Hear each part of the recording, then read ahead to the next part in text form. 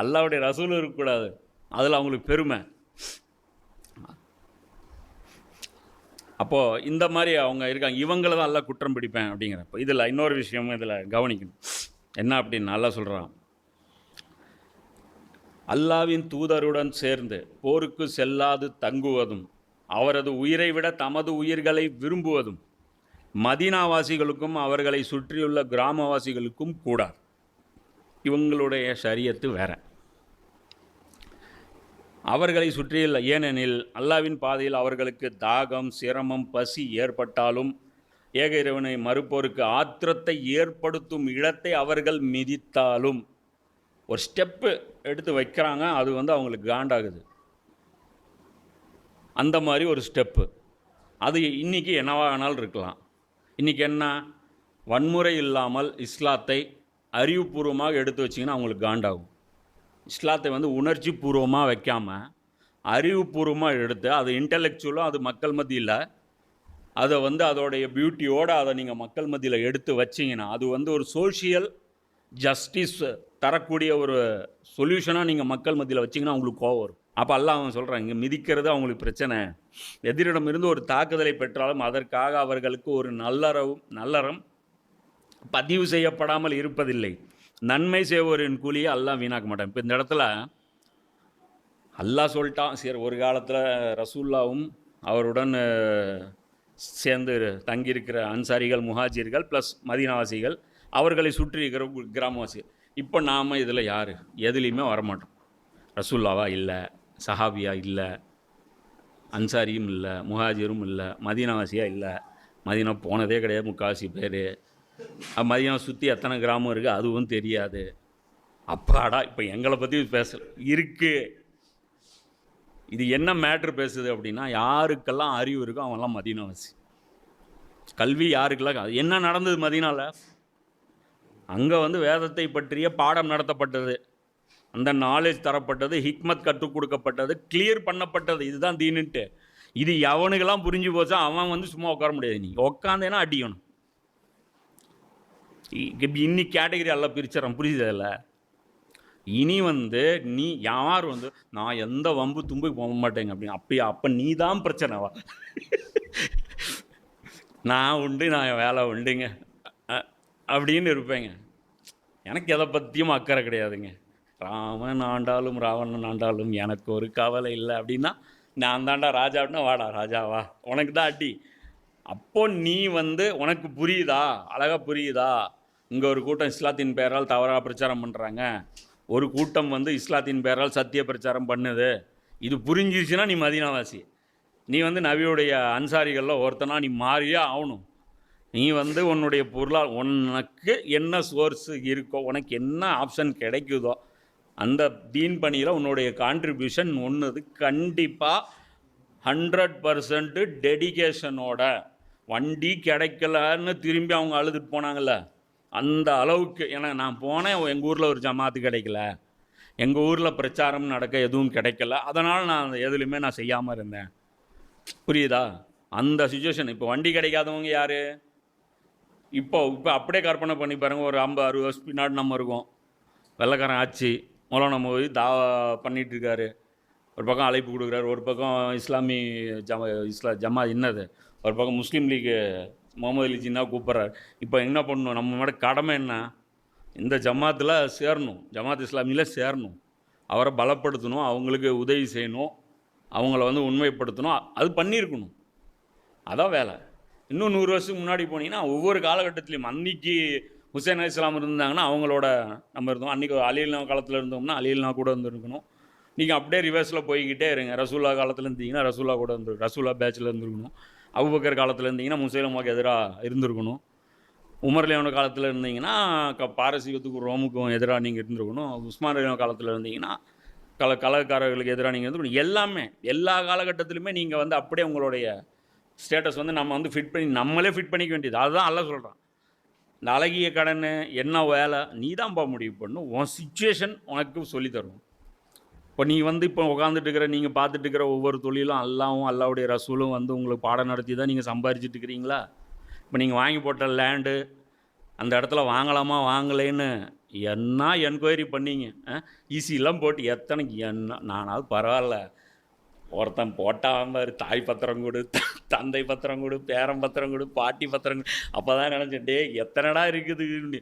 அது கடைசியாக புரியாத தமிழ் பத்திரம் வரைக்கும் போயிடுச்சு. அது அந்த அந்த லேண்டுக்கு அவன் கேட்டான் அவ்வளோ டீட்டெயில் கேட்டு அது கிட்டத்தட்ட ஒரு இவ்வளோ பஞ்ச் ஆயிடுச்சு. அப்புறம் கடைசியாக இவனது அவனது பர்த் சர்டிஃபிகேட்டு, இவனது டெத் சர்டிஃபிகேட்டு, இவனது வாரிசு சர்டிஃபிகேட்டு, இவனுக்கும் அவனுக்குமான லிங்க்கு, அது அறிவிப்பாளர் தொடரலாம் ப்ரூஃப் பண்ணி ஒரு 15 நாள் டாக்குமெண்ட்டுக்கே அலைஞ்சி, அதுக்கப்புறம் போய் சைன் ஒன்று வாங்கிட்டு வர்றதுக்கு போய் இங்கே வெளியூருக்கு போய் அவ்வளோ ஆய்வு பண்ணுறோம். இங்கே நம்ம குரானில் வந்து நாம் யார், நம்ம எந்த இடத்துல வருவோம், நம்ம யார், மதீனாவாசியா, முஹாஜிரா, அன்சாரியா, அல்லது அந்த கிராமவாசியா? அந்த கிராமவாசியிலே 3 கிராமவாசி இருக்கான். ஒன்று ஃப்ராடு கிராமவாசி, ஒன்று போன கிராமவாசி, இன்னொன்று அதாவது போக முடியாது அழுத கிராமவாசி. அதில் இன்னொரு கிராமவாசி இருக்குது, அது ஈமானே இல்லாமல் ஈமான் இருக்கிற கிளைம் பண்ண கிராமவாசி. இன்னொரு கிராமவாசி இருக்குது, ரசூலாவை பார்த்து இந்த பங்கீடு வந்து நீதி நிலைநாட்டப்படலை அப்படின்ட்டு சொன்ன கிராமவாசி. இப்போ அதில் எல்லாம் என்ன சொல்கிறான், 120, 121. அப்போ டோட்டல் கன்க்ளூஷன் பார்த்துங்க, இதில் ரேஷியோவே கிடையாது அழகிய கடன் பொறுத்த வரைக்கும். இப்போ இதில் இன்னொரு விஷயமும் இருக்குது. அல்லா இந்த 122 அல்லா சொல்கிறான், மூமின்கள் ஒட்டுமொத்தமாக புறப்பட்டு செல்லக்கூடாது, எல்லாரும் சேர்ந்து ஒரே வேலையை செய்யாது. நபி ஸல்லல்லாஹு அலைஹி வஸல்லம் தலைமையில் ஒரு படை புறப்பட்டு போகுது, ரோமுக்கு எதிராக போகுது. பல்ல சொல்கிறான், எல்லாரும் போயிருக்கக்கூடாது படைக்கு. ஆனால் அவர்களில் ஒவ்வொரு வர்க்கத்தாரில் இருந்தும் ஒரு சிறிய கூட்டத்தார் சன்மார்க்கத்தை கற்றுக்கொள்வதற்காகவும் வெளியே சென்ற அவர்கள் பின்னே தங்கியவர்களிடம் திரும்பி வந்தால் அவர்களுக்கு அச்சமூட்டி எச்சரிப்பதற்காகவும் புறப்பட வேண்டாமா? இதை கொண்டே அவர்கள் தங்களை தீமையிலிருந்தும் பாதுகாத்து கொள்வார்கள். அல்ல என்ன சொல்கிறேன், ஒரு பேட்ச்சு கல்வி பணியில் ஈடுபடணும். இவங்க போனாங்க, போரில் போனாங்க, அப்படியே அழிஞ்சு போயிட்டாங்க, ஐடியாலஜி செத்துடக்கூடாது, அடுத்த தலைமுறை கொண்டு போய் சேர்க்கணும். இது ஒரு வேலை அப்படிங்கிறான். நம்ம கேட்குறோம்ல, களப்பணி, இதுதான் களப்பணி, இதுதான் வேலை எல்லாம் சொல்கிறோம். எல்லாரும் போய் ஒரு ஆலிமிட்ட ஒரு ஆள் கேள்வி கேட்குறாரு, குரான் வந்து சொல்லுது இந்த மாதிரி வந்து உயிர் பயம், அந்த பசி, இதெல்லாம் வரும் அப்படின்னு சொல்லுது.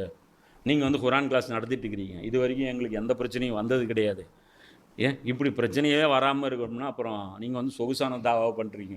அப்போ இவர் சொல்கிறார், ஏப்பா நீ பிரச்சனைன்ற ரசூல்லா வந்து அதாவது குரான் என்ன சொல்லுது அப்படின்னா, ஊர் போய் சேருங்க, போகிற வழியில் ஏதோ அடிபட்டால் பிரச்சனை இல்லைன்னு. நீ போகிறதே முட்டுற மாதிரி தான், வந்து முட்டு வா பார்ப்போம். நீ வண்டி எடுத்துகிட்டு போகிறதே வந்து முட்டுறதுக்குனே வண்டி எடுத்துகிட்டு போகக்கூடாது. போகிற வழியில் ஆக்சிடெண்ட் ஆனாலும் திரும்பி வராத போய் சேருன்னு அல்லாஹ் சொன்னான். அதை அல்லாஹ் சொன்னால போகிற வழியில் ஆக்சிடெண்ட் ஆனாலும் வருன்ட்டு. அப்போ ஆக்சிடெண்ட் பண்ணுவோம், நம்மளே அடிப்போம். என்ன வண்டி வரல, என்ன டிவைடர் இருக்குது அடிப்போம்.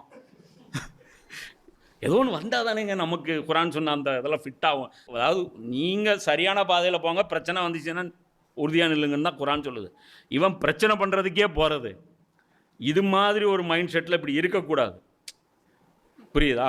அப்போது உங்களுடைய டார்கெட் வந்து அது கிடையாது அப்படின்னு அல்லாஹ் என்ன சொல்கிறான்.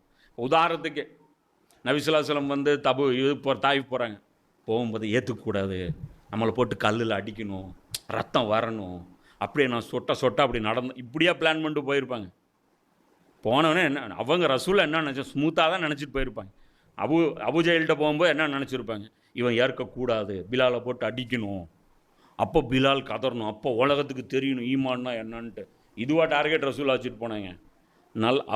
அவன் அறதுக்கு போயிடக்கூடாது. அவனும் ஃபிரௌன்கிட்ட போகும்போது மூசா நபி என்ன போயிருப்பார், அவன் ஏற்கக்கூடாது, நான் இவங்களை கூப்பிட்டு போகணும், கடல் பிளக்கணும், இந்த நாய் சாவணும், அதை நான் பார்க்கணும்.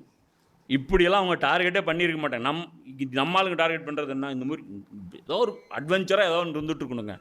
ஒரே போரிங்காக போயிட்டுருக்கு, வெறும் லெக்சர்ஸாக போயிட்டுருக்கு. என்ன இது, ஏதாவது ஒன்று அட்வென்ச்சராக ஏதாவது பண்ணணும் இல்லையா அப்படின்னு அந்த மாதிரி அது மாதிரி கேள்வி கேட்குறாங்க. அது எல்லாம் என்ன சொல்கிறான் பாருங்கள், இந்த கற்றுக்கொண்டு பின்னாடி வர்றவங்களுக்கு நீங்கள் கற்றுக் கொடுங்க. பின்னாடி வர்றவங்கன்னா யார், அடுத்த ஜென்ரேஷனு, அதாவது போயிட்டு வர்றவங்கன்னா யார் இல்லை. அப்போ மக்களுக்கு இந்த ஐடியாலஜி கற்றுக் கொடுங்க. அப்போ ரசூலா என்ன பண்ணாங்க, இவ்வளோ பெரிய போரில் இவ்வளோ பெரிய வீரரை விட்டுட்டு போனாங்க. ஒரு கால் எல்லாரும் இவங்க அழிஞ்சு போயிருந்தாங்கன்னா அழியலன்னு ஜீரோலேருந்து ஸ்டார்ட் பண்ணியிருப்பாங்க மறுபடியும். அங்கேருந்து ஃபவுண்டேஷன் ஸ்டார்ட் பண்ணியிருப்பாங்க. ஒரு ஆள் போதும். அதான் ரசூலா விட்டுட்டு போனாங்க. இப்போ இவ்வளோ பெரிய வேலைக்கு போகிறோம், டெமாலிஷ் ஆச்சுன்னா அதுதான் ஹாரூனுன்னாங்க. இல்லைன்னா நீயே பார்த்துக்குவ அப்படிங்கிற அந்த கட்ஸில் தான் விட்டு போனாங்க. அபூபக்கரும் போயிட்டாரு, உமரும் போயிட்டாருன்னா, உஸ்மானும் போயிட்டாருன்னா சமுதாயத்தை தலைமை தாங்கிறது நீ ஒரு ஆள் போதும் அப்படின்றாங்க. இப்போ இதில் அடுத்த ஒரு கேள்வி என்ன அப்படின்னா, இந்த கல்வி பணிக்காக இப்போ இன்றைக்கி நம்ம முன்னாடி இருக்கிற ஆப்ஷன் என்னன்னு பார்த்தீங்கன்னா, இந்த கருத்தை குர்ஆனுடைய அந்த போதனையை நபி ஸல்லல்லாஹு அலைஹி வஸல்லம் அவர்களுடைய அந்த லட்சியத்தை அடுத்த தலைமுறை மத்தியில் மக்கள் மத்தியில் விழிப்புடன் உயிர்ப்புடன் வைத்திருப்பது, மக்களை பண்பட்டவர்களாக பொறுமைசாலியாக பக்குவமடைந்தவர்களாக இந்த மாதிரியான மக்களை தயார் பண்ணுவது. அதாவது இஸ்லாத்தை சரியான முறையில் புரிதல் இருக்கக்கூடிய மனிதர்களை உருவாக்குவது. இதுதான் நம்ம முன்னாடி இருக்கக்கூடிய சவாலான இது ரொம்ப கஷ்டமும் கூட. இது சாதாரணமாக இது அதை சொல்கிறேன். இது இந்த 8 எழுத்து வச்சிங்கன்னா யார் யாருக்கெல்லாம் கோபம் வருது பார்த்தீங்களா? சப்ஜெக்ட்டுக்கெல்லாம் இப்போ உயிர் வந்துருச்சு. சப்ஜெக்ட்லாம் பேசுனதே கிடையாது, உட்காந்துட்டே இருக்கும் எப்பயுமே வீல் சேரில் அப்படின்னு. அப்போ இந்த ஆஃபர் பொறுத்த வரைக்கும் இந்த அல்லாவுக்கு கடன், இங்கே அல்லாவுக்கு இந்த சேவை, நபிக்கு உதவி பொறுத்த வரைக்கும் லிமிட்டட் டைம் பீரியடு. இது அல்லாஹ் சொல்கிறான், அல்லாவின் பாதையில் செலவிடாமல் இருக்க உங்களுக்கு என்ன நேர்ந்தது? வானங்கள் மற்றும் பூமியின் உரிமை அல்லாவுக்கே உரியது. உங்களில் வெற்றிக்கு முன் செலவு செய்து போரிட்டவர்கள் உங்களில் எவரும் வெற்றிக்கு பின்னர் செலவு செய்து போரிட்டவர்களை விட அதாவது அவர்கள் சமமாக மாட்டார்கள். பின்னர் செலவிட்டு போரிட்டவர்களை விட முன்னர் செலவிட்டு போரிட்டவர்கள் மகத்தான பதவியுடையவர்கள். அதெல்லாம் நான் சொல்கிறேன். இஸ்லாம் மேலோங்கிருச்சு, இஸ்லாம் ஜெயிச்சிருச்சு, மிகைச்சிருச்சு. இனி உங்களுக்கு என்ன?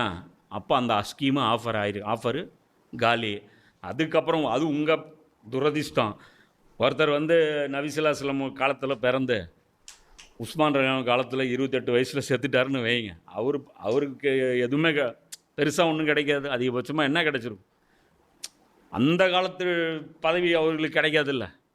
அதாவது மிஞ்சும் பாரசீகத்தில் ஏதோ ஒன்று கலந்துருக்கலாம், தபுக்கு இதில் கிஸ்ராவில் கலந்துருக்கலாம். ஆனால் அந்த டைமில் ஊரே போச்சு, லட்சக்கணக்கான போச்சு. இப்போ லட்சத்தில் ஒன்று தானே நீங்கள்.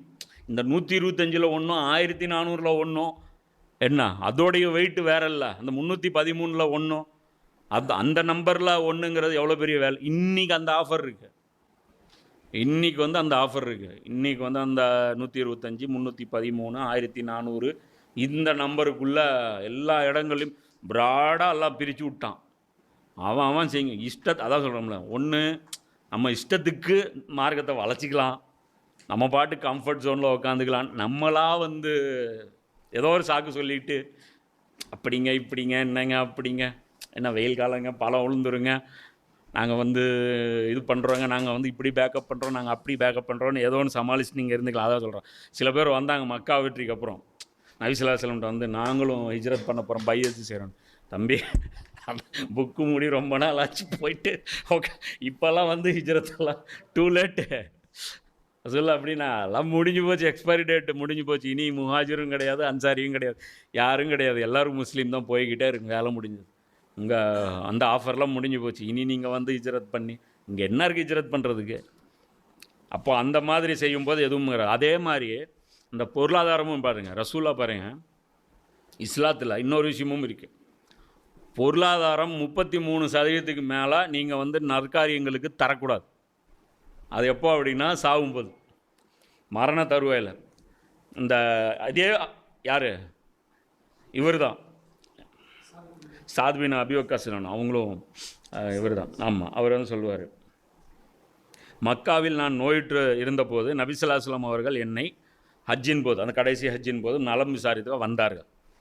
நான் துறந்து வந்த பூமியில் மரணிப்பதை விரும்பவில்லை. ஆனால் ஹிஜ்ரத் பண்ணிட்டு போனேன்.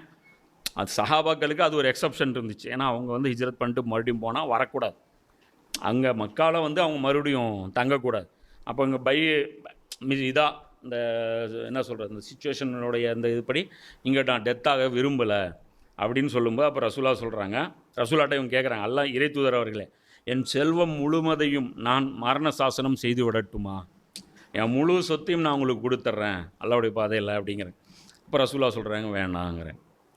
அப்படி என்றால் பாதியை மரண சாசனம் செய்து விடட்டுமா? இப்போ ரசூலா சொல்கிறாங்க வேண்டாம். அப்போ சொல்கிறாங்க 1/3 செய்யட்டுமா? அப்போ ரசூலா என்ன சொல்கிறாங்க? நீங்கள் உங்களுடைய வாரிசுகளுக்கே அது கொடுங்க.